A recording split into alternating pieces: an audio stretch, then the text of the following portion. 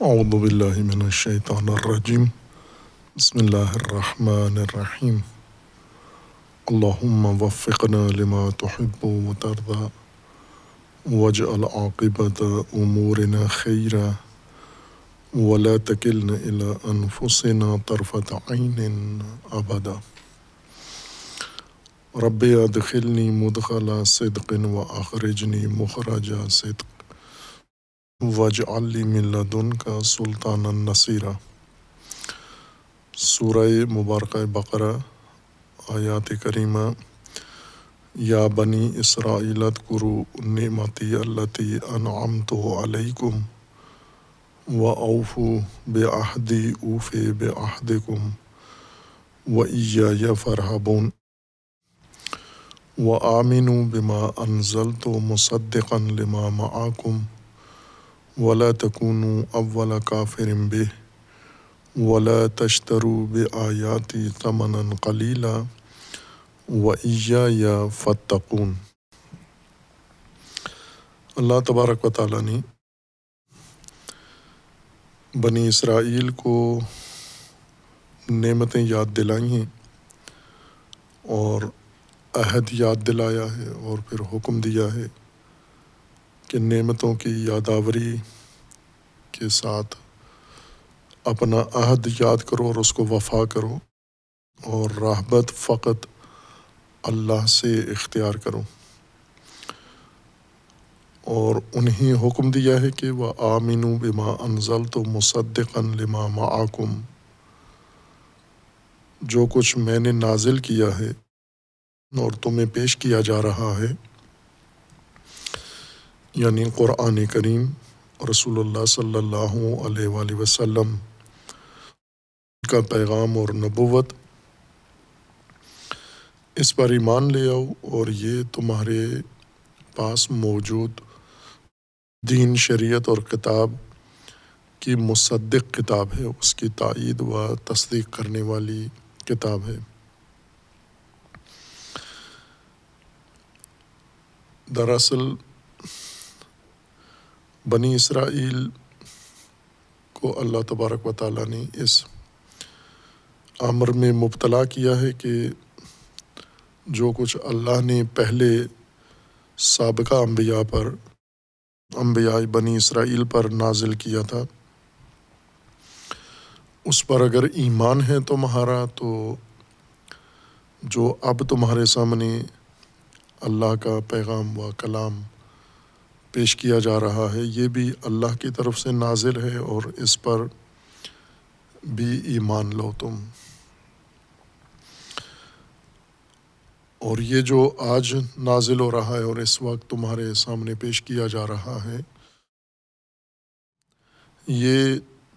تصدیق کرتا ہے اس امر کی جو پہلے اللہ کی طرف سے نازل ہوا ہے تمہارے انبیاء کے اوپر۔ اور اگر تم اس پر ایمان نہیں لاتے جو اس وقت تمہارے سامنے وحی یا پیغام خداوند تبارک و تعالیٰ پیش کیا جا رہا ہے، تو اس کا لازمہ یہ ہوگا کہ تمہارا پہلے جن کتابوں پر یا جس دین پر ایمان کا دعویٰ رکھتے ہو، اس پر بھی تمہارا ایمان نہیں ہے، وہ بھی ثابت نہیں ہوگا، چونکہ ان میں آپس میں تلازم پایا جاتا ہے۔ وہ بھی اللہ کا منشور و دین تھا، اور یہ بھی اللہ کا کلام ہے، اور یہ کلام اس کلام کی تائید کرنے والا ہے، مصدق ہے، تصدیق کرتا ہے۔ اگر جو قرآن کو قبول کرتا ہے، اسے لا محالہ سابقہ کتب کی بھی تصدیق کرنی ہوگی، اور جو سابقہ کتب، ادیان و شرائع پر ایمان رکھتا ہے، اس کا لازمہ یہ ہے کہ وہ اس مصدق کلام اور مصدق کتاب پر بھی ایمان لائے۔ اگر قرآن کو قبول کر لیتا ہے اور قرآن جن امور کی یا جن کتب کی تصدیق کرتا ہے اسے قبول نہیں کرتا یا ایمان نہیں لاتا، تو یہ ایمان بر قرآن بھی شمار نہیں ہوگا۔ اور اسی طرح اگر کوئی شخص یا فرقہ یا گروہ تورات و انجیل پر ایمان رکھتا ہے اور نبوت حضرت موسیٰ اور حضرت مسیح علیہ السلام پر ایمان رکھتا ہے، لیکن نبی اکرم صلی اللہ علیہ وآلہ وسلم کی نبوت پر ایمان نہیں رکھتا، تو اس کا نتیجہ یا لازمہ یہ ہے کہ وہ حضرت موسیٰ و حضرت مسیح پر بھی ایمان نہیں رکھتا، چونکہ جب دونوں ادیان یا دونوں ادیان کی کتابیں ایک دوسرے کی مصدق ہیں، مؤید ہیں اور مبشر ہیں اور ایک دوسرے کی تائید کرتی ہیں، موافق ہیں، وہ مطابقت رکھتی ہیں، تو دونوں پر ایمان لازمی ہے۔ اگر ایک کو قبول کریں ایک کو نہ کریں تو یہ دعویٰ ثابت کرتا ہے یا یہ عمل ثابت کرتا ہے کہ اپنی کتابوں پر بھی تمہارا ایمان نہیں ہے، اور اسے قرآن کریم بعد میں جا کر صراحت سے بھی بیان کر دے گا دیگر آیات کے اندر، جب بنی اسرائیل کھل کر رسول اللہ صلی اللہ علیہ وآلہ وسلم کے مقابلے میں یہ دعویٰ کرتے ہیں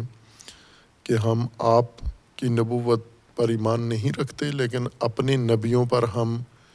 ایمان رکھتے ہیں، آپ کی کتاب پر ایمان نہیں رکھتے لیکن اپنی کتابوں پر ایمان رکھتے ہیں، وہاں پر اللہ تبارک و تعالیٰ انہیں جھٹلائے گا، بنی اسرائیل کو، اور جھٹلا رہا ہے کہ یہ بھی غلط بات ہے تمہاری کہ تم نبی خاتم پر ایمان نہیں رکھتے لیکن حضرت موسیٰ و حضرت مسیح علیہ السلام کی نبوت پر ایمان رکھتے ہو، آپ ان پر بھی ایمان نہیں رکھتے، اور اس کے دلائل بھی قرآن کریم نے ذکر کیے ہیں۔ بعض جگہ پر فرمایا ہے کہ اگر تم سچے ہو تو تم نے انبیاء قتل کیوں کیے ہیں، اگر تم سچے ہو تو آپ نے آسمانی کتابوں کو جھٹلایا کیوں ہے، اللہ کی نافرمانی کیوں کی ہے، اور بہت سارے دلائل سے قرآن کریم نے انہیں یہ ثابت کیا ہے کہ جو قرآن پر ایمان نہیں رکھتا اہل کتاب میں سے، وہ اپنی کتابوں پر بھی ایمان نہیں رکھتا اور اپنے نبیوں پر بھی ایمان نہیں رکھتا۔ پس تلازم ہے سابقہ ادیان پر ایمان میں اور قرآن کریم پر ایمان لانے میں تلازم ہے، جس کی بنیاد پر اللہ تبارک و تعالیٰ نے فرمایا کہ وَآمِنُوا بِمَا أَنزَلْتُ مُصَدِّقًا، جس کو میں نے مصدق بنا کر نازل کیا ہے اس پر ایمان لاؤ، مصدق ہے لما معاکم، جو تمہارے پاس شرائع آئی ہیں اور جو تمہارے پاس کتابیں آئی ہیں۔ اور یہاں سے امر کے ساتھ ساتھ نہی شروع ہو جاتی ہے۔ بنی اسرائیل کو یہاں تک اللہ کی طرف سے امر تھا، اذکروا نعمتی اللاتی انعمت علیکم، یہ امر ہے، وَأَوْفُوا بِعَہْدِی أُوفِ بِعَہْدِکم، یہ امر ہے، وَإِیَّیَ فَارْہَبُونِ، یہ بھی امر ہے ان کو، وَآمِنُوا بِمَا أَنزَلْتُ مُصَدِّقًا لِمَا مَعَکُم، یہ بھی حکم ہے اور امر ہے کہ یہ بجا لو، یہ چیزیں آپ انجام دو۔ اور یہاں سے نہی شروع ہوتی ہے، یعنی بنی اسرائیل کے دو کام اللہ تبارک و تعالیٰ نے ذکر فرمائے ہیں۔ ایک وہ امور ہیں جو بنی اسرائیل کو انجام دینا چاہیے اور نہیں دے رہے تھے، جیسے وفائے عہد ہے، جیسے نعمت فراموش کر چکے تھے یا ایمان قرآن پر نہیں لا رہے تھے، اور کچھ ایسے کام تھے جو انہیں نہیں کرنا چاہیے تھے۔ ایک متدین گروہ یا متدین ملت یا فرد کے شایع نشان نہیں ہیں کہ وہ ایمان کا بھی دعویٰ کرتا ہو اور ساتھ کچھ دیگر امور بھی انجام دیتا ہو جو تدین اور ایمان کے ساتھ تضاد رکھتے ہیں۔ لہٰذا ان امور کی نہی کی ہے جو بنی اسرائیل مرتکب ہو رہے تھے۔ وَلَا تَكُونُوا أَوَّلَ كَافِرٍ بِهِ، ایک نہی یہ ہے کہ آپ اول کافر اس قرآن یا نبی پر اول کافر نہ بنو۔ ولا تشتروا بآیاتی ثمنا قلیلا، اور دین فروشی نہ کرو میری آیات اور میرے احکام کے بدلے میں ثمن قلیل مت لو، معاوضہ نہ لو۔ وَإِيَّايَ فَاتَّقُونَ، کہ یہاں پھر بیچ میں نہی کے سیاق میں امر پھر تکرار ہوا ہے کہ اللہ سے تقوی اختیار کرو۔ وَلَا تَلْبَسُوا الْحَقَّ بِالْبَاطِلِ، یہ بھی نہی ہے۔ وَتَكْتُمُوا الْحَقَّ نہی ہے۔ وَأَنْتُمْ تَعْلَمُونَ، پھر اس کے بعد دوبارہ امر شروع ہوتا ہے۔ وَأَقِیمُوا الصَّلَاةَ وَآتُوا الزَّکَاةَ وَارْكَعُوا مَعَ الرَّاکِعِینَ۔ اثناء میں نہی پیش کی ہے اور پھر احکام اور دستورات دیے ہیں جو انہیں بجا لانے چاہیے تھے۔ وَلَا تَكُونُوا أَوَّلَ كَافِرٍ بِهِ، اول کافر نہ بنو قرآن پر، کفر پہلے کافر نہ بنو، یا نبی اکرم صلی اللہ علیہ وآلہ وسلم کی نبوت پر اول کافر نہ بنو۔ اول کافر تمام تراجم میں اور تمام تفاسیر میں اول کافر سے مراد یعنی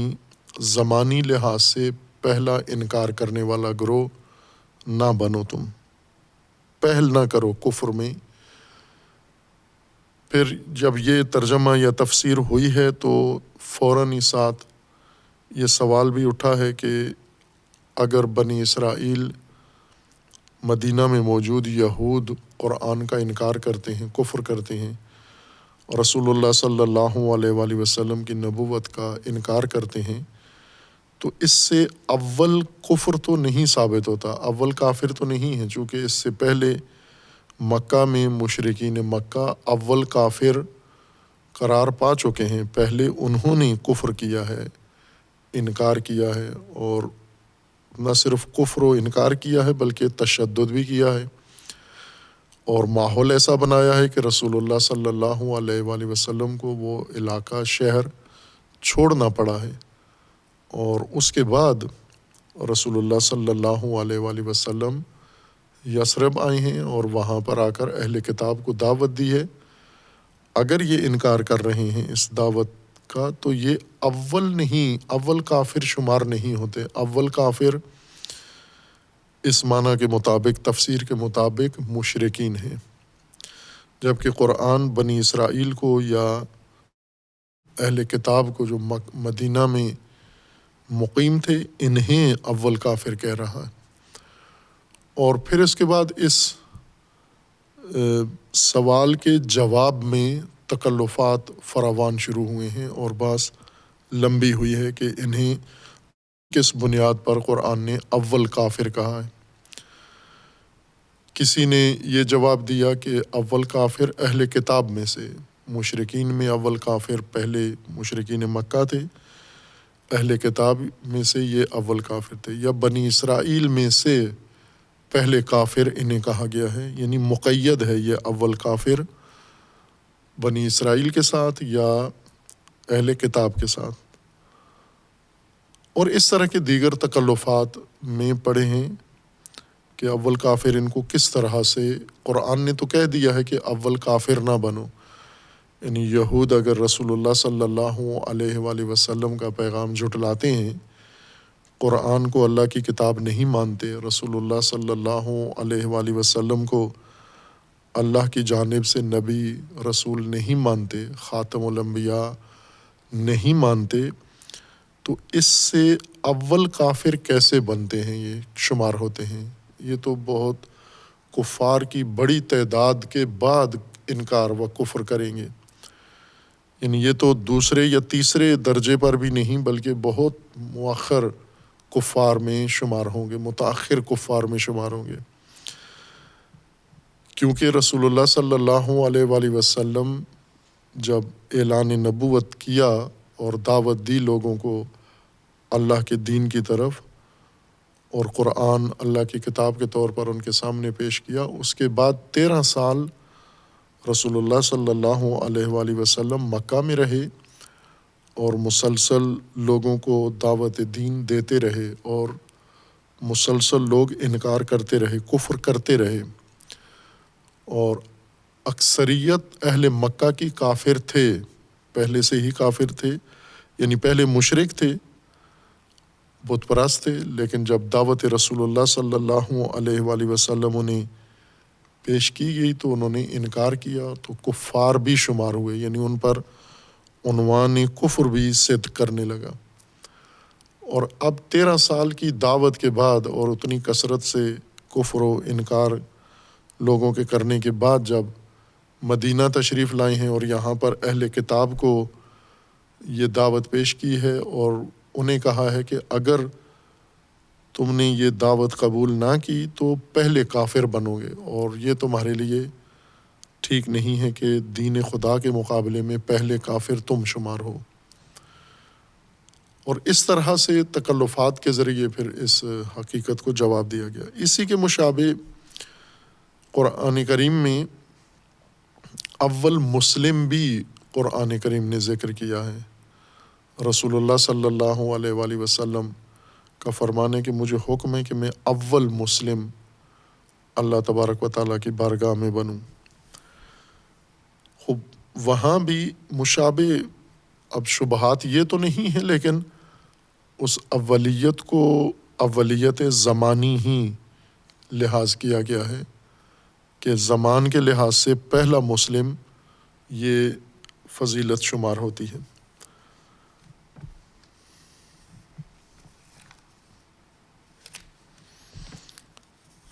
اور پھر اس کے بعد تاریخ اسلام میں مسلمانوں کے اندر بھی اول مسلم اور ثانی مسلم، ثالث مسلم، پھر ایک لمبی فہرست شروع ہو جاتی ہے ترتیب کے لحاظ سے کہ مسلمان ہونے میں ترتیب کیا ہے، اول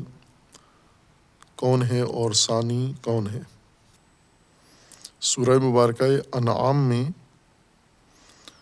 اللہ تبارک و تعالیٰ نے رسول اللہ صلی اللہ علیہ وآلہ وسلم کو فرمایا ہے کہ آپ لوگوں کو بھی بتائیں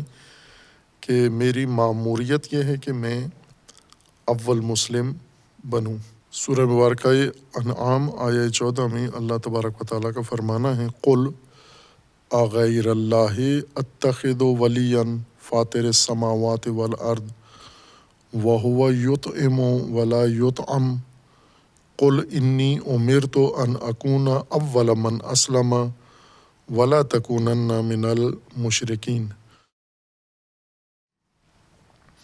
رسول اللہ صلی اللہ علیہ وآلہ وسلم کو اللہ تبارک و تعالیٰ کا فرمانا ہے کہ آپ انہیں کہیں، قل انہیں کہیں کہ اغیر اللہ اتخذ ولیا فاطر السماوات والارض، میں فاطر السماوات والارض اللہ کو چھوڑ کر کسی کو ولی اختیار کروں، وہو یطعم ولا یطعم، جب کہ وہ طعام خوراک کھانا دیتا ہے لیکن خود لیتا نہیں ہے، تناول نہیں کرتا۔ اور قل، اور آپ یہ بھی کہہ دیں ان لوگوں کو، انی امرت ان اکون اول من اسلم، میں اول مسلم ہوں اور مجھے ماموریت ہے، میری حکم مجھے یہ ہے کہ میں اول من اسلم رہوں اور بنوں، ولا تکونن من المشرکین، اور میں مشرکین میں سے نہ بنوں۔ اسی طرح سورہ مبارکہ انعام میں ہی دوبارہ اللہ تبارک و تعالیٰ کا فرمان ہے آیا 163 میں، آیا 162 میں اللہ تبارک و تعالیٰ کا پہلے سے سیاق جاری ہے، آیات کا مضمون پہلے سے شروع ہو رہا ہے، اسی کے اندر ہے کہ قل اننی ہدانی ربی الی صراط مستقیم دینا قیاما ملت ابراہیم حنیفا وما کان من المشرکین۔ قل، رسول اللہ صلی اللہ علیہ وآلہ وسلم کو فرمان ہے، قل ان صلاتی و نسکی و محیای و مماتی للہ رب العالمین، اور ساتھ ہی یہ بھی کہیں ان کو کہ لا شریک لہ و بذالک امرت و انا اول المسلمین، اور اسی پر میری ماموریت ہے، مجھے امر حکم یہی ہے کہ میں اول المسلمین بنوں۔ اور یہ اول مسلم کے لیے یہ احکام ہیں، ان صلاتی و نسکی و محیای و مماتی للہ رب العالمین لا شریک لہ و بذالک امرت و انا اول المسلمین قل اغیر اللہ ابغی ربا وہو رب کل شیء ولا تکسب کل نفس الا علیہا ولا تزر وازرۃ وزر اخری ثم الی ربکم مرجعکم فینبئکم بما کنتم فیہ تختلفون، کہ یہاں پر بھی وضاحت کے ساتھ رسول اللہ صلی اللہ علیہ وآلہ وسلم کو اللہ کا فرمان ہے کہ آپ یہ بات ان کو بتائیں کہ میں اول مسلم رہنے اور اول مسلم ہونے پر مامور ہوں، یہ مقام مجھے حاصل کرنا ہے، اس مقام پہ مجھے پہنچنا ہے کہ اول مسلم میں شمار ہوں اور اول مسلم میں بنوں۔ اور ایسے ہی سورہ مبارکہ زمر میں بھی ہے، سورہ زمر آیا 12 میں، یہ بھی آیات سیاق پہلے سے جاری ہے۔ قل یا عباد الذین آمنوا اتقوا ربکم للذین احسنوا فی ہذہ الدنیا حسنۃ وارض اللہ واسعہ انما یوفی الصابرون اجرہم بغیر حساب قل انی امرت ان اعبد اللہ مخلصا لہ الدین، آیا 11 سورہ زمر میں رسول اللہ صلی اللہ علیہ وآلہ وسلم کو فرمان ہے اللہ کا کہ آپ کہیے، بتائیں ان لوگوں کو، قل انی امرت ان اعبد اللہ مخلصا لہ الدین، اس پر میں مامور ہوں، یہ امر ہے مجھے کہ میں اطاعت کروں اللہ کی، مخلصا لہ الدین، خالص اطاعت و خالص دین اختیار کرتے ہوئے اللہ کے لیے۔ وَأُمِرْتُ لِأَنْ أَكُونَ أَوَّلَ الْمُسْلِمِينَ، اور میں اول مسلم و اول المسلمین بھی بنوں، یہ بھی میری ماموریت ہے۔ قُلْ إِنِّي أَخَافُ إِنْ عَصَيْتُ رَبِّي عَذَابَ يَوْمٍ عَظِيمٍ قُلِ اللَّهَ أَعْبُدُ مُخْلِصًا لَهُ دِينِي۔ خوب، یہ اور باقی آیات کے اندر اول المومنین کا بھی حکم ہے، اور اس کے علاوہ اول المومنین کے ساتھ ساتھ اول العابدین کا بھی ذکر ہے قرآن کریم میں، کہ وہاں بھی البتہ اس طرح پیچیدگی نہیں ہے جیسی سورہ بقرہ کی آیت 40 کے ذیل میں یا 41 کے ضمن میں پیش آئی ہے، کہ اول کافر قرآن کہہ رہا ہے کہ بنی اسرائیل نہ بنے انکار کر کے، جبکہ اول کافر مشرکین ہو چکے تھے پہلے، اور اب اگر بنی اسرائیل انکار کرتے ہیں جیسا کہ انہوں نے کیا، تو وہ اول کافر کس ترتیب اور معیار کے تحت شمار ہوں گے۔ عموماً قرآن کریم کی تفاسیر میں و تراجم میں یہ الجھن پیش آتی ہے، اور اس کی وجہ یہ ہے کہ جو قرآن کریم کی اصطلاحات ہیں انہیں جس طرح سے معنی کیا گیا ہے، ان کی تشریح کی گئی ہے، اور پھر تقلیداً انہی تشریحات کو سب نے مد نظر رکھا ہے اور اس کے مطابق آگے بڑھے ہیں۔ اگر پہلی تشریح میں ہی کوئی خلل رہ گیا ہے، کمی رہ گئی ہے، دقت کم ہوئی ہے یا وضاحت صحیح نہیں ہوئی، ایک جو مشکل ہمیشہ ہے قرآن کریم کے ساتھ، وہ اشتباہ ہے مفہوم، معنی اور مصداق کے مابین، کہ معانی کی جگہ پر مصادیق کو معانی کی جگہ رکھ دیا گیا ہے، اور جب مصداق معنی بن گیا ہے تو باقی مصادیق خارج ہو گئے ہیں اس لفظ کی دلالت سے، جبکہ قرآن ان الفاظ کو یا اصطلاحات کو مختلف مصادیق میں بھی استعمال کر رہا ہے۔ جب مانوس مصداق سے ہٹ کر کسی جگہ پر یہ معنی منطبق ہوتا ہے تو وہیں یہ الجھن پیدا ہو جاتی ہے کہ اس کو ہم کیسے درست کریں، اس کی اصلاح کیسے کریں، پھر تکلفات میں پڑ جاتے ہیں۔ ادبی تکلفات میں پڑ جاتے ہیں اور اعتقادی یا کلامی تکلفات کے ذریعے سے اس مسئلہ کو حل کرتے ہیں۔ یہی مطلب جو کہ اول کافر اگر برفرض بنی اسرائیل نہیں مانتے اللہ کا پیغام، رسول اللہ کی دعوت، جیسا کہ انہوں نے نہیں مانا، تو اول کافر کیسے بنے؟ اس کے لیے امام رازی اور ان کی تقلید میں باقیوں نے متعدد وجوہات ذکر کی ہیں، اور بسا اوقات وہ 9-10 تک ان وجوہات کو پہنچا دیا ہے کہ یہ وجوہات تھیں بھائی کہ یہ اول نہیں تھے، لیکن قرآن ان کو اول کہہ رہا ہے، ان کے اول ہونے میں یہ وجوہات ہیں۔ جبکہ اگر اول کا معنی پہلے تشخیص دے دیتے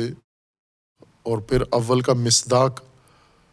مشخص کرتے کہ کن مصادیق پر اول کا معنی تطبیق ہوتا ہے، تو یہ مشکل پیش نہیں آنی تھی،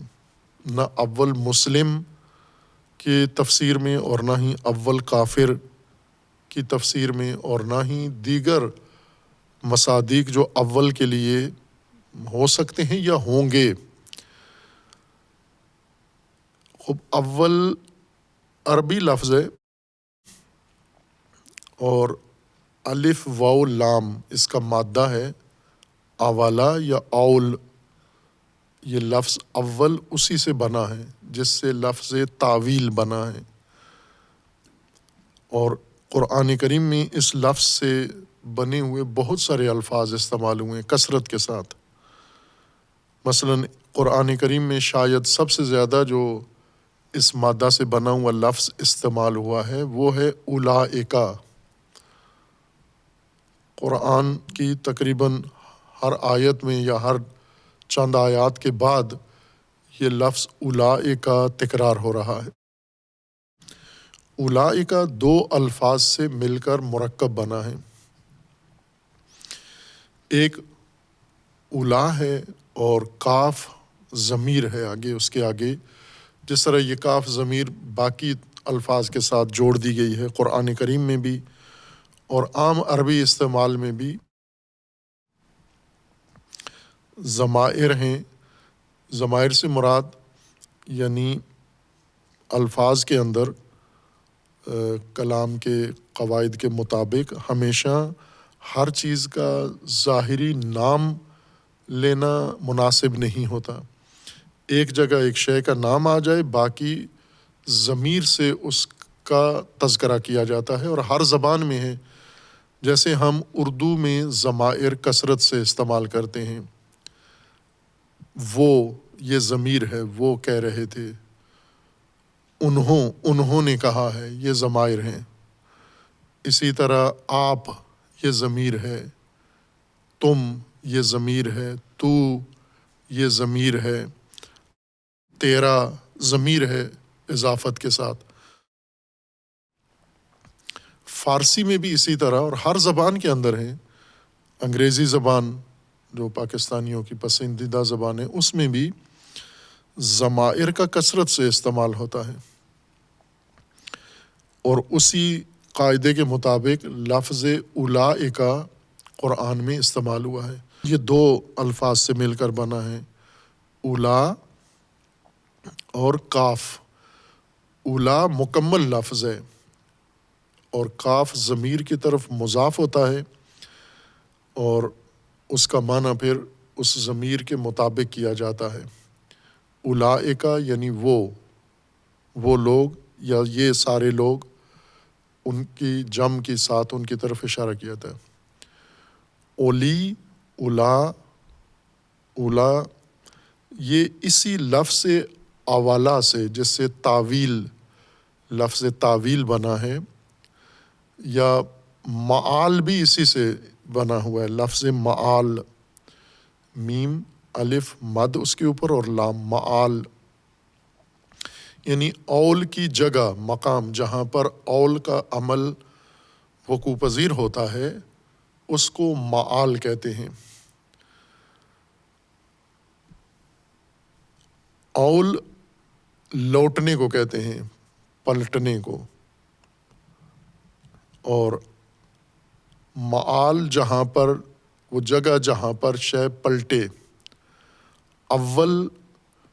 اس نقطے کو کہتے ہیں جہاں ساری چیزیں پلٹ کر آتی ہیں، یعنی جس نقطے سے آغاز ہوتا ہے اور آگے بڑھتی ہے تعداد، وہ تعداد نہایتاً سب اپنے آغاز کے لحاظ سے پلٹتی ہے اسی نقطے کی طرف، جسے اول کہا جاتا ہے۔ اول وہ ابتدا جس کی طرف تمام سلسلہ پلٹتا ہے پیچھے۔ مثلاً عدد، جب ہم عربی زبان میں عدد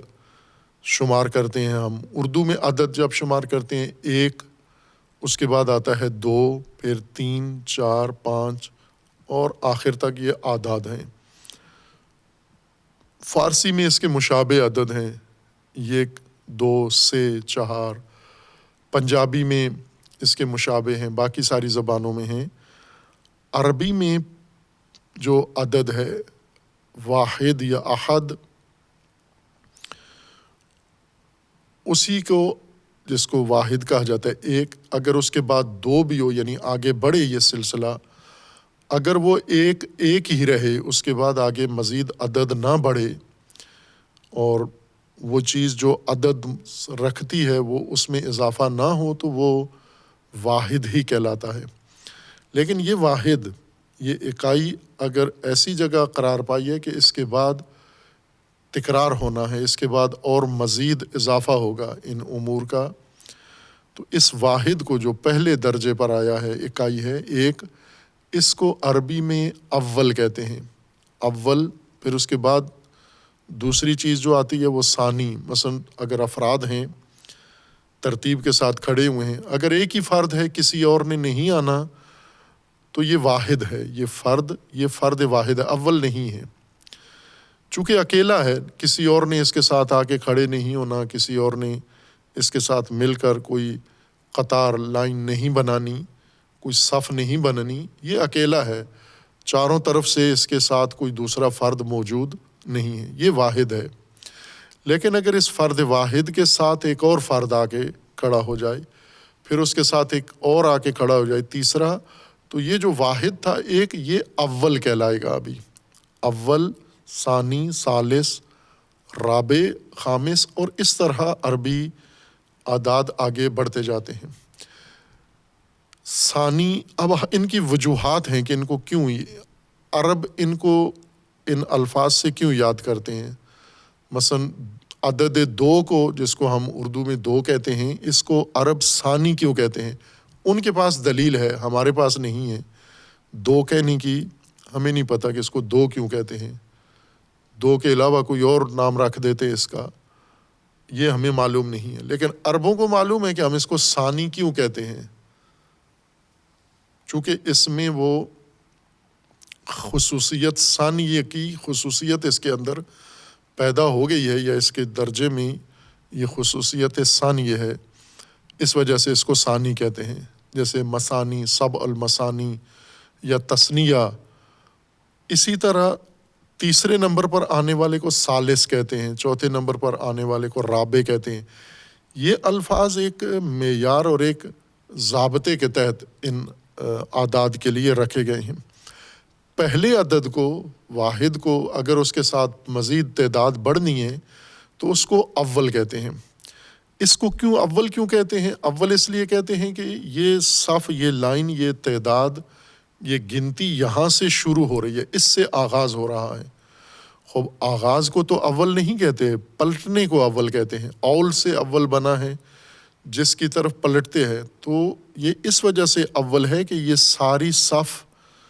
جس نقطے سے شروع ہوتی ہے گنتی میں یا شمارش میں، اسی کی طرف پلٹتی ہے۔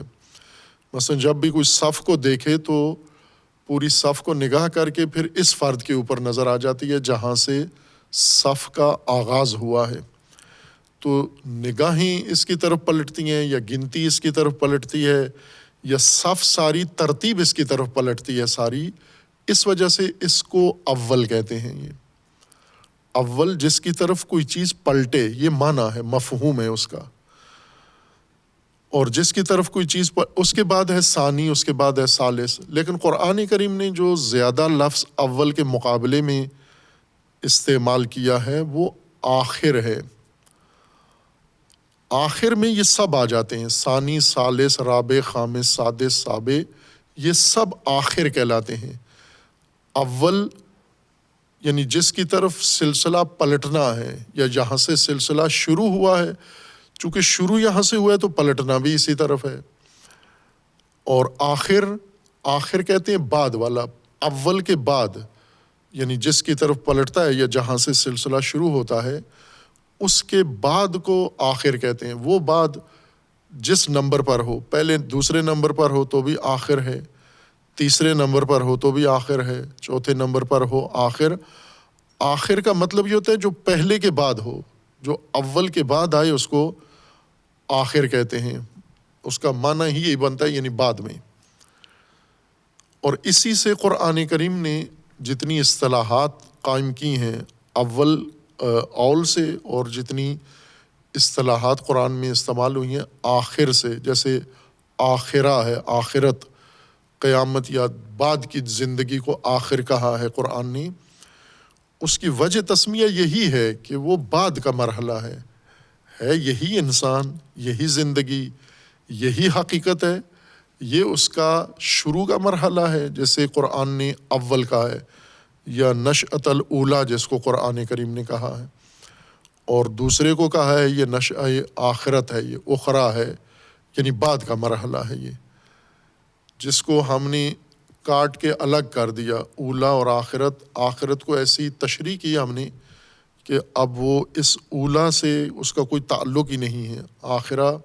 مفہوم ہی بدل دیا ہم نے اس آخرہ کا. یعنی ترجمہ و تفسیر میں، آخرت کی تفسیر میں یہ آخر کا لفظ، آخر کا مفہوم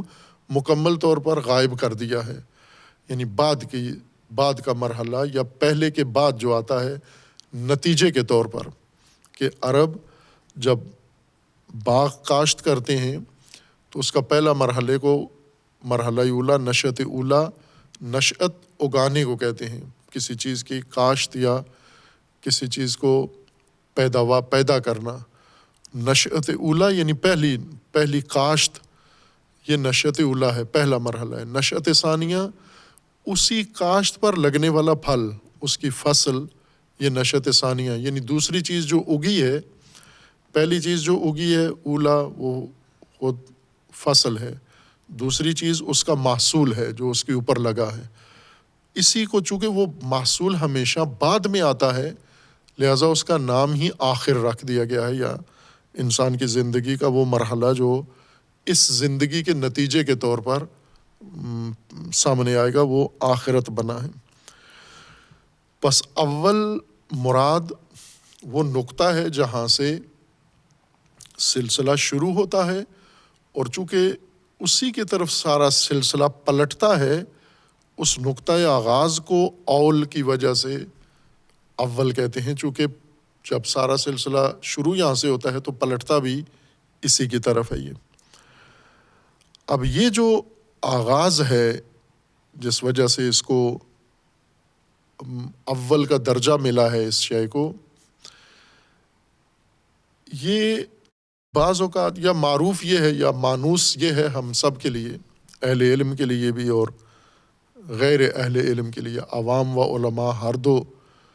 اول کے جس مصداق سے زیادہ مانوس ہیں وہ زمانے کے لحاظ سے جو چیز پہلے واقع ہوئی ہے، اور زمانے کے لحاظ سے جو اس کے بعد امور آئے ہیں. تو ہم اول اور ثانی یا اول و دوم یا اول اور بعد زمانے کے معیار پر پرکھتے ہیں. اول و آخر یا اول و دوم، پہلا یا دوسرا کہنے کے لیے ہمیں صرف یہ دو چیزیں کافی نہیں ہیں، بلکہ ان دو کو ہم کسی تیسری شے کی نسبت جب نگاہ کریں تو ان میں سے ایک پہلے ہے اور ایک بعد میں ہے. اگر وہ تیسری چیز بیچ میں نہ رکھیں، ملحوظ نہ ہو، اور صرف دو چیزیں ہوں،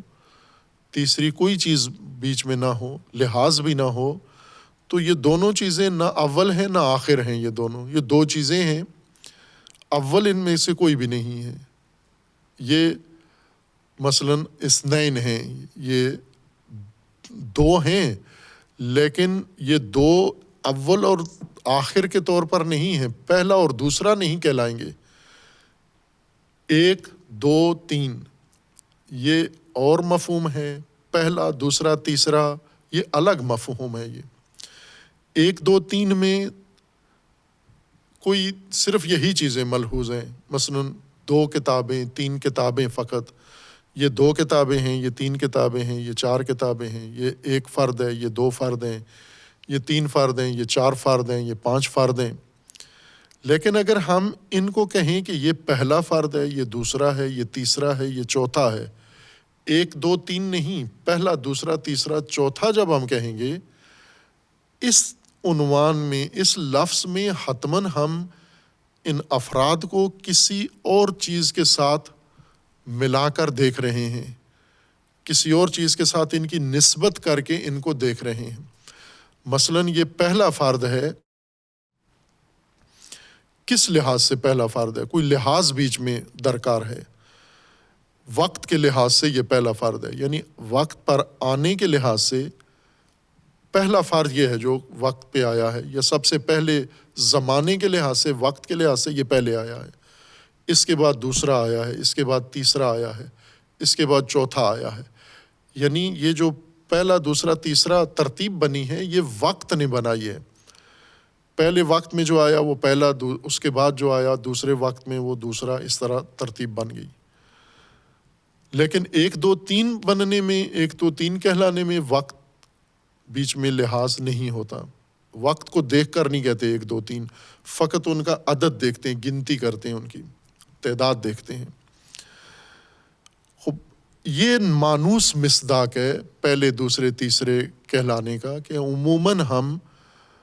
پہلا، دوسرا، تیسرا جب ترتیب بندی کرتے ہیں مختلف چیزوں کی، افراد کی ترتیب بندی کرتے ہیں، واقعات کی ترتیب بندی کرتے ہیں، یا اشیاء کی، سامان کی، وسائل کی ترتیب بندی کرتے ہیں، تو ہم زمانے کو ملحوظ رکھ کر زمانے کے لحاظ سے یہ ترتیب کرتے ہیں۔ مثلا یہ پہلا بیٹا ہے، اس شخص کا یہ پہلا بیٹا ہے، دوسرا بیٹا وہ ہے، تیسرا بیٹا یہ ہے، یہ پہلی اولاد ہے، یہ دوسری اولاد ہے، یہ تیسری اولاد ہے، یہ پہلی بیوی ہے، یہ دوسری بیوی ہے، یہ تیسری بیوی ہے اس کا، یہ پہلا بھائی ہے، یہ دوسرا بھائی ہے، یہ تیسرا بھائی ہے، یہ پہلا مکان یہ ہے ان کا، دوسرا مکان یہ ہے، تیسرا مکان ان کا یہ ہے،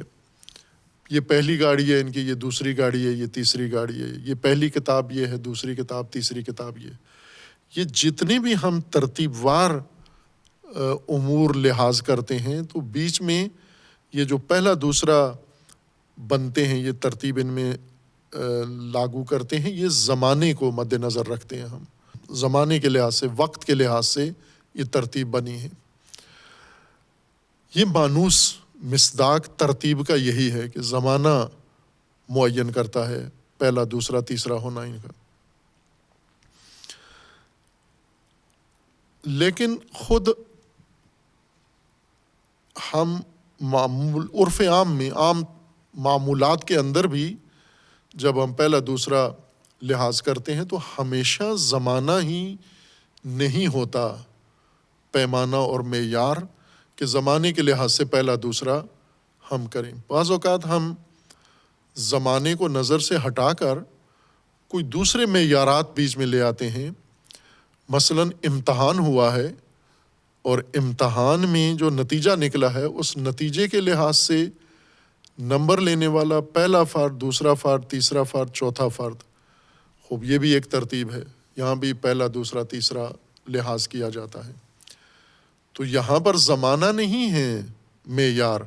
یعنی زمانے کے لحاظ سے پہلا نتیجہ اس کا آیا، دوسرا نتیجہ اس کا آیا، زمانہ ایک ہی ہے سب کا، ایک زمانے میں امتحان ہوا، ایک ہی دن نتیجہ آیا، ایک ہی زمانے پہ سارا ہوا، زمانے کے لحاظ سے ان میں کوئی فرق نہیں ہے۔ لیکن پھر بھی یہ پہلا ہے، یہ دوسرا ہے، یہ تیسرا ہے، یہ چوتھا ہے۔ اب یہاں زمانہ نہیں ہے، یہاں کیا چیز ہے؟ یہاں نمبر ہیں، امتحان کے نمبر ہیں، یا ہم کہیں گے درجہ، رتبہ، علمی رتبہ ہے ان کا، اس علمی رتبے یا علمی نمبروں کے لحاظ سے، امتحان کے نمبروں کے لحاظ سے پہلا دوسرا قرار پائے ہیں کہ یہ پہلے نمبر پر یہ شخص آیا ہے، پہلے نقطے پر یہ، اس کے بعد دوسرے جس نے تھوڑے کم نمبر لیے ہیں 1-2 نمبر، وہ دوسرے پر آ گیا، جس نے اس سے بھی کم لیے ہیں وہ تیسرے پر۔ یہ ترتیب نمبروں کے فرق نے بنائی ہے، زمانے نے نہیں بنائی ہے۔ اسی طرح ہم مثلاً دیکھتے ہیں کچھ لوگ ہیں جو سفر کرتے ہیں اور سفر میں یا مقابلہ کرتے ہیں، ریس لگاتے ہیں، گاڑیوں کی ریس یا دوڑ میں ریس لگاتے ہیں، اور پھر اس کے بعد ہم تعین کرتے ہیں کہ یہ یہ پہلا ہے، یہ دوسرا ہے، یہ تیسرا ہے۔ تو زمان کے لحاظ سے نہیں دیکھتے کہ پہلا زمانہ اس کا ہے، بلکہ وہاں پر سرعت کو دیکھتے ہیں یا اس کے نتیجے کو دیکھتے ہیں۔ یا عموماً کھیل میں جب گیم ہوتی ہیں تو ان کے اندر پہلی ٹیم، دوسری ٹیم، تیسری ٹیم، تو یہ زمانے کے لحاظ سے نہیں ہوتا، بلکہ کھیل کے اندر ان کی کارکردگی یا رزلٹ اس کا، یا گول، یا کوئی بھی کھیل کا جو پیمانہ ہوتا ہے اس لحاظ سے اسے پہلا دوسرا ہم لحاظ کرتے ہیں۔ خوب ظاہر ہے کہ عرفی حد میں یہ چیزیں ہی پہلی دوسری کہلاتی بھی ہیں اور ہم استعمال بھی کرتے ہیں، لیکن علوم کے اندر جیسے ہم سائنس میں جائیں، اور سائنس جس کو عموماً ایک عام سا نام ہے، سائنس نام کی کوئی چیز نہیں ہے، آگے علوم ہیں جن کا ایک عمومی نام سائنس پڑ گیا ہے، یعنی علوم طبیعیات۔ سائنس کا مطلب ہوتا ہے علوم طبیعیات، علوم طبیعیہ۔ اس علوم طبیعیہ میں آگے مختلف علوم ہیں، جیسے فزکس ہے، جیسے کیمسٹری ہے، جیسے ریاضی ہے، مختلف علوم آگے اس کے شعبے بن جاتے ہیں۔ ان شعبوں کے اندر جیسے ریاضی میں پہلا دوسرا تیسرا ہونے کا جو معیار ہے وہ زمانہ نہیں ہے، اور نہ ہی رتبہ ہے، نہ ہی یہ ترتیب جو لحاظ کی جاتی ہے مثلاً امتحان کے لحاظ سے۔ عرفی معیارات نہیں ہوتے بلکہ علمی معیارات ہوتے ہیں پہلا دوسرا تیسرا کہلانے کے لیے۔ اور پھر اس کے بعد آگے علوم طبیعیہ، علوم سے آگے جو علوم ہیں جو ان کی بھی بنیاد ہیں، جیسے فلسفہ ہے، اس کے اندر پہلا دوسرا کہلانے کے لیے اور علمی معیار اس کے اندر موجود ہیں، جیسے علت ہونا، معلول ہونا، یا ان کی جو ذات اور ماہیت ہے اس کے اندر اجزاء کا ترتیب وار ہونا، اس لحاظ سے انہوں نے اس کو اول دوم شمار کیا ہے۔ بس لغت کے اندر اول اس پہلے نقطے کو کہتے ہیں جس کی طرف ساری ترتیب، ساری تعداد اور سارا سلسلہ پلٹتا ہو، جس کی طرف اس کو اول کہتے ہیں۔ اس کے بعد والے کو ثانی اور اس کے بعد والے کو ثالث کہتے ہیں۔ اور عرفی لحاظ سے یہ اول دوم ایک تو زمانے کے لحاظ سے ملحوظ ہوتا ہے کہ زمانے کے لحاظ سے اول کون ہے، دوسرا کون ہے، تیسرا کون ہے، اور ایک مقام و مرتبہ کے لحاظ سے دیکھا جاتا ہے عرف عام میں، عام لوگوں کے اندر معمولات میں، کہ مرتبے کے لحاظ سے پہلا کون ہے، دوسرا کون ہے، تیسرا کون ہے۔ خب زمانے کے لحاظ سے ممکن ہے ترتیب میں اول کوئی اور ہو، رتبے کے لحاظ سے ترتیب میں اول کوئی اور ہو۔ مثلا جیسے روایات میں بھی ہے کہ جو مسجد میں سب سے پہلے شخص آتا ہے اجر کے لحاظ سے، خصوصاً نماز جمعہ کے بارے میں ہے کہ جو پہلے آتا ہے وہی ترتیب ملائکہ اس کے اجر کی بھی وہی ترتیب رکھتے ہیں جو جمعہ کے دن مسجد میں ورود کے لیے انسان زمانے کے لحاظ سے جو ترتیب حاصل کرتا ہے۔ سب سے پہلا فرد جمعہ کے دن مسجد میں داخل ہونے والا اجر میں بھی سب سے پہلا شمار ہوگا، معاوضے میں پہلا شمار ہوگا، دوسرا، تیسرا، اور وہ جو آخر میں آتا ہے بالکل انتہا پہ، یہ اجر میں بھی انتہا پر ہی رکھا جائے گا۔ یعنی یوں نہیں ہے کہ اجر میں چونکہ سب کو دیکھا جائے گا، سب حاضر ہیں تو حاضری جیسا ہم عموماً کرتے ہیں کہ حاضری لیتے ہیں، سب حاضر آ گئے ہیں سارے، اور جو آ گئے ہیں کس وقت آئے ہیں یہ ہم عموماً لحاظ نہیں کرتے، لیکن اللہ کے ہاں یہ لحاظ ہوتا ہے کہ یہ جتنے حاضر ہیں مسجد میں نماز جمعہ میں یہ کس وقت آئے، کس وقت ہیں، یہ ترتیب کیا ہے، زمانہ کے لحاظ سے کس ترتیب سے آئے ہیں، اس کو دیکھا جاتا ہے باقاعدہ۔ نہ یہ کہ یہ سارے جس وقت آئے ہیں حاضرین میں شمار ہوتے ہیں، اور حاضرین سب کا درجہ ایک ہے، سب کا رتبہ یا سب کا اجر ایک ہے، قطعاً ایک نہیں ہے۔ یعنی جس طرح ہم کلاس میں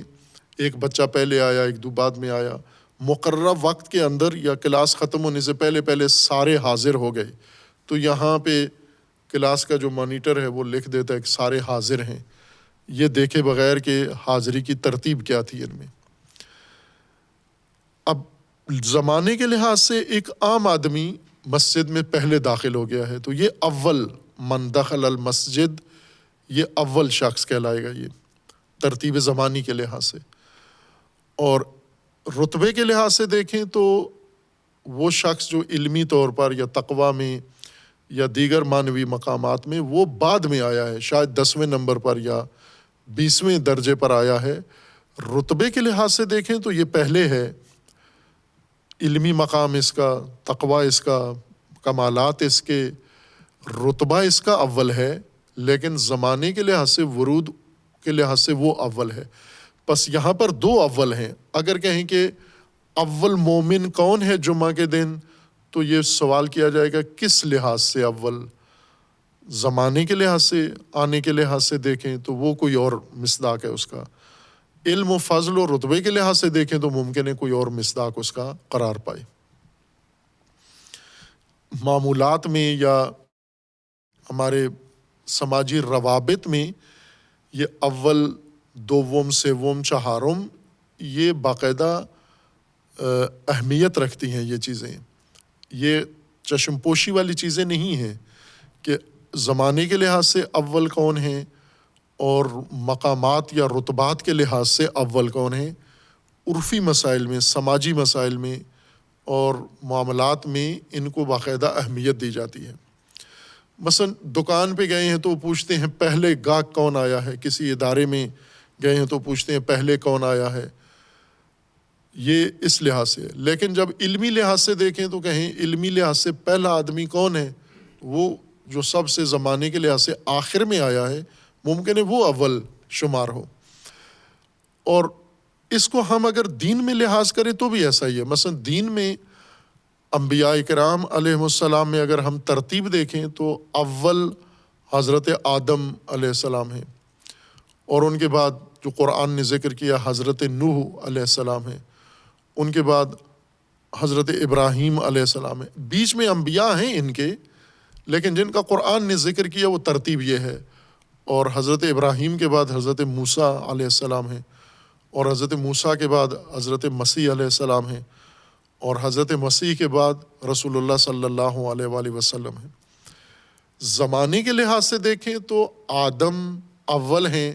نوح دوم ہیں، ابراہیم سوم ہے، رسول اللہ آخر میں ہیں سب سے۔ لیکن رتبے کے لحاظ سے دیکھیں ان انبیاء کا مرتبہ کیا ہے تو رسول اللہ پہلے نبی ہیں، اور رسول اللہ کے بعد باقی انبیاء ہیں۔ رسول اللہ کے بعد حضرت ابراہیم ہے، رسول اللہ کے بعد حضرت نوح ہیں، رسول اللہ کے بعد حضرت موسیٰ و حضرت مسیح ہیں، اور انبیاء اولی العزم ہیں۔ تو یہاں دین میں بھی ہم بعض اوقات زمانے کے لحاظ سے ایک ترتیب لحاظ کرتے ہیں اور بعض اوقات رتبے کے لحاظ سے ترتیب ظاہر کرتے ہیں۔ یہ وہ چیز ہے جو سماجی امور میں، دینی امور میں، روزمرہ کے امور میں باقاعدہ لحاظ کی جاتی ہیں، اول ہونا یا آخر ہونا۔ علوم میں ایک اپنا معیار ہے۔ اب ظاہر ہے کہ چونکہ وہ عوام الناس عموماً علمی معیاروں سے آگاہ نہیں ہوتے، علوم کے جو معیار ہیں ان کے مطابق انہوں نے جو اول اور ثانی یا اول اور آخر ہونے کے معیارات ذکر کیے ہیں، وہ مشہور قدیم جو فلاسفہ تھے وہ 5 قسمیں ذکر کرتے تھے، بعد میں حکمت مطالعہ نے اسے بڑھا کر 9 یا 10 کر دیا، اور بعض دیگر نے اس کو بڑھا کر تقریباً 12 کی تعداد میں یہ معیارات علمی مقرر کیے ہیں کہ ان معیاروں کے مطابق اول و آخر تعین کیا جاتا ہے، لیکن اس میں سے جو عرف عام میں، عام لوگوں کے معمولات میں، عوام الناس میں جو چیزیں معیار قرار پاتی ہیں وہ دو چیزیں ہیں، زمان اور رتبہ، مقام و رتبہ۔ خوب یہی چیز قرآن کریم نے اول مسلم و اول کافر میں بھی لحاظ رکھی ہے۔ کیا زمانہ لحاظ رکھا ہے؟ اول مسلم یعنی جو پہلے کلمہ پڑھا ہے جس نے، کہ رسول اللہ اول مسلم، اب جب لوگ مسلمان ہو چکے ہیں، ایمان لے آئے ہیں، اس وقت بھی رسول اللہ کی کوشش ہے کہ میں مامور ہوں اول مسلم۔ خوب آپ اول مسلم ہو گئے ہیں، پہلا کلمہ آپ نے اگر پڑھا ہے تو آپ زمانے کے لحاظ سے مسلم ہو گئے، لیکن آپ بعد میں زندگی بھر یہی قرآن کا کہنا ہے کہ آپ کہتے رہو ان کو کہ میری ماموریت ہے کہ میں اول مسلم رہوں۔ خوب اول مسلم اگر زمانہ مقصود ہوتا تو وہ تو ہیں، چونکہ شروع ہی آپ سے ہوا ہے سلسلہ، آپ پر تقدم تو کسی کو بھی حاصل نہیں ہے۔ لیکن پھر بھی حضور فرماتے ہیں کہ میں آج بھی، یعنی ان صحابہ کے اندر مثلا مکہ میں تھے تو بھی ہمیشہ کوشش یا امر یا ماموریت یہ ہے کہ اول مسلم رہوں، اور جب مدینہ میں آ گئے تو بھی یہاں بھی کوشش ہے کہ میں اول مسلم رہوں۔ خوب کیا رسول اللہ زمان کے لحاظ سے اگر اول مسلم اللہ نے فرمایا آپ نے بننا ہے تو وہ تو اختیاری بھی نہیں ہے، وہ تو چونکہ آپ سے سلسلہ شروع ہوئے تو آپ بالجبر اول ہیں، اس میں ماموریت دینے کی تو ضرورت ہی نہیں ہے آپ کو، کہ آپ کو باقاعدہ ماموریت دی جائے اول ہونے کی، کہ آپ نے اول بننا ہے، چونکہ زمانے کے لحاظ سے آپ ہی نے دین اللہ سے لیا ہے اور لوگوں کو فرمایا ہے، پہنچایا ہے، تو آپ ہی اول ہیں، دوسرے کسی کی کوئی گنجائش ہی نہیں ہے، سوال ہی نہیں ہے یہاں پر، اور ماموریت کا بھی کوئی سوال نہیں بنتا کہ آپ مکلف ہوں باقاعدہ اول ہونے پر۔ یہ ماموریت و مکلفیت بتاتی ہے کہ یہ اول زمانے کے لحاظ سے نہیں ہے، بلکہ یہ تسلیم، اسلام مسلم تسلیم ہونے میں ہے کہ سب سے پہلے میں تسلیم رہوں ہمیشہ کے لیے۔ سب سے زیادہ، سب سے بڑا تسلیم ہونے والا اللہ کے سامنے وہ میں ہی ہوں، دوسرے بھی تسلیم ہوں لیکن مجھ سے زیادہ کوئی اور تسلیم نہیں ہوگا، میں سب سے زیادہ اللہ کے سامنے تسلیم رہوں گا۔ تو یہ رتبے کے لحاظ سے اولیت ہے اور زمانے کے لحاظ سے نہیں ہے، یہ رتبے کے لحاظ سے ہے۔ اسی طرح اول کافر، اول کافر وہ نہیں ہے جو زمانے کے لحاظ سے، ٹائم کے لحاظ سے جس نے پہلے انکار کیا وہ اول کافر، مثلا ہفتے کے دن جس نے انکار کیا وہ اول کافر، اتوار کے دن جس نے انکار کیا وہ دوم کافر، اور پیر کے دن جس نے انکار کیا وہ سوم کافر۔ یہ نہیں ہے کافر ہونے کا بھی معیار، چونکہ کفر ایک پستی ہے، پستی بھی مرتبے میں شمار ہوتی ہے، یعنی مرتبے کے لحاظ سے یا انسان کا درجہ بلند ہوتا ہے یا گرتا ہے نیچے، تو بلند ہونے میں بھی جس کا درجہ سب سے زیادہ بڑا ہو وہ اول ہے، گراوٹ میں بھی جو سب سے گرا ہوا ہو وہ اول ہے۔ اب وہ ممکن ہے زمانے کے لحاظ سے نہ گرا ہو، بعد میں گرا ہو، مثلا اول مسلم آج کی نسل میں اول مسلم ہو سکتا ہے کوئی، بھلے ہو سکتا ہے، اور بلکہ چاہیے اور حکم ہے کہ آپ اول مسلم آج بھی بنیں، آپ اول مسلم بنیں، جبکہ اربوں اور کروڑوں لوگ پہلے مسلم بن کے فوت ہو چکے ہیں۔ آج آپ اول مسلم بن سکتے ہیں، اول مجاہد بن سکتے ہیں، اول مجتہد بن سکتے ہیں، اول محقق بن سکتے ہیں۔ ہر مقام جو مرتبہ ہے، مقام ہے، کمال ہے، اس میں آپ اول بن سکتے ہیں، یعنی مرتبے میں سب سے آگے نکل جائیں، آپ سے بڑا مرتبہ کسی کا نہ ہو۔ بے شک زمانے کے لحاظ سے آپ سے پہلے لوگ یہ کام کر چکے ہیں۔ اول کافر انکار، یعنی سب سے بڑا کافر، سب سے زیادہ کفر کرنے والا اور سب سے زیادہ گرنے والا، حقائق کو سب سے زیادہ جھٹلانے والا۔ بنی اسرائیل کیوں اس خطرے میں تھے کہ اول کافر بنیں گے، مشرکین سے بھی بڑے کافر بن جائیں گے؟ چونکہ مشرکین پہلے سے کوئی دین، تعلیم، نبی، کتاب، کوئی چیز نہیں جانتے تھے۔ اگر وہ انہوں نے انکار بھی کیا رسول اللہ صلی اللہ علیہ وآلہ وسلم کا، جیسا کہ کیا، جیسے ابو جہل تھے، ابو لہب، ان لوگوں نے نہیں مانا، انکار کیا، لیکن یہ اول کافر نہیں کہلائیں گے۔ کیوں؟ اس لیے کہ انہوں نے بت پرستی کے علاوہ کچھ دیکھا ہی نہیں، نہ کوئی نبی آئے نہ کوئی کتاب آئی، امیین میں سے تھے۔ بنی اسرائیل کا انکار کرنا یہ اول کفر ہے، اول کفر یعنی بڑا کفر ہے یہ،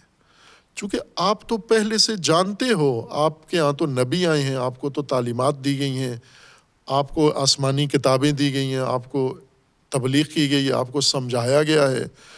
آپ کے ہاں یہ سارا سلسلہ قائم ہوا ہے ادیان و شرائع کا، اور پھر آپ اس نبی کو جو آپ کی کتابوں کے مطابق، چونکہ جو کچھ آپ کے نصاب میں ہے وہی یہ آپ کو بتا رہے ہیں، پھر بھی آپ انکار کر رہے ہو۔ مصدق نبی کا انکار جبکہ پہلے سے آپ کے علم میں ہے کہ یہ درست ہے، یہ اول کفر ہے، یہ بڑا کفر ہے۔ نہ اس لحاظ سے کہ زمانے کے لحاظ سے یہ اول کافر کیسے شمار ہوتے ہیں، یہ اول کافر رتبے کے لحاظ سے، پستی کے لحاظ سے، اور اس کفر کے جرم کی سنگینی کے لحاظ سے یہ اول کفر شمار ہوں گے۔ یعنی جو جتنا آگاہ ہوتا ہے، جو جتنا اس پر اتمام حجت زیادہ ہوتی ہے، اس کا انکار بڑا کفر سمجھا جاتا ہے۔ جس پر اتمام حجت کم ہوئی ہے، اس کا انکار وہ چھوٹا کفر سمجھا جاتا ہے۔ اس لیے قرآن کریم نے ان کو نہی کی ہے کہ انکار کرو گے اول کافر شمار ہوگے۔ اول کافر چونکہ آپ پہلے سے اہل کتاب ہو، اہل کتاب ایک کتاب آسمانی کو انکار کریں، یہ بڑا کفر ہے تمہارا، یہ زیادہ کفر ہوگا، مشرکین کے کفر سے زیادہ سنگین کفر ہے یہ تمہارا۔ اور آج بھی ایسے ہے، مثلا وہ لوگ جو حقائق جانتے ہیں، جس طرح قرآن کریم نے بار بار فرمایا ہے من بعد علم یا وانتم تعلمون، یہ جانتے ہوئے تم یہ کام کر رہے ہو، آگاہانہ طور پر یہ کام کر رہے ہو۔